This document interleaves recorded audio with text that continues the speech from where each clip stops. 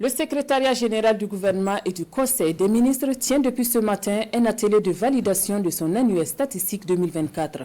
Il ressort de l'annuaire statistique que 690 dossiers ont été examinés en Conseil des ministres en 2024, dont 588 adoptés, soit un taux d'exécution de 58% contre 52% en 2023. 1700 textes ont été publiés dans le journal officiel. Cette rencontre vise donc à montrer l'évolution du travail du gouvernement. Fanta Ouattara. 690 dossiers examinés en Conseil des ministres en 2024, dont 588 adoptés, soit un taux d'exécution de 58% contre 52% en 2023. Ces données émanent de cet atelier de validation de l'annuaire statistique du secrétariat général du gouvernement et du Conseil des ministres.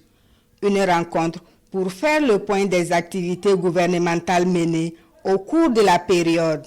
En compte du travail gouvernemental, nous avons par exemple le nombre de décrets adoptés, le nombre de décrets non adoptés, le nombre de décrets qui ont été finalisés, le nombre de dossiers retirés en Conseil des ministres. Et tout ça, ça peut nous permettre de nous questionner.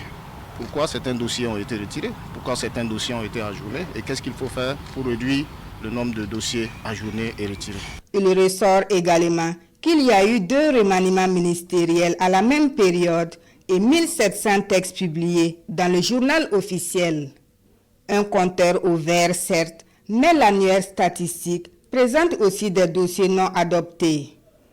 Pour y remédier, le secrétariat général du gouvernement et du Conseil des ministres entend poursuivre les formations. Nous assurons depuis 2021 des formations sur le travail gouvernemental au ministère, aux différents acteurs, aux techniciens des ministères.